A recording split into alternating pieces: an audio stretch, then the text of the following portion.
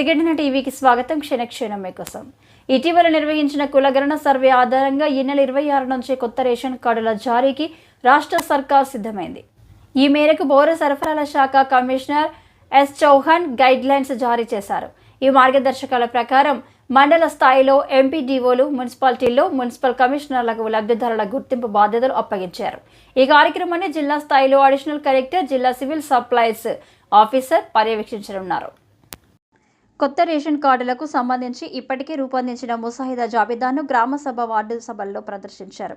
స్థానికంగా లిస్టు చదివి వినిపించి వారి అర్హతలపై చర్చించాక ఓకే చేస్తారు. ఇలా గ్రామ సభలు, వార్డు సభల ద్వారా ఆమోదించిన లబ్ధిదారుల లిస్టును ఆయా మండలాలు, మున్సిపాలిటీల్లో కొత్త రేషన్ కార్డుల కోసం ఇచ్చిన లాగిన్లో నమోదు చేస్తారు. అక్కడి నుంచి కలెక్టర్, జీహెచ్ఎంసీ కమిషనర్ లాగిన్కు పంపిస్తారు.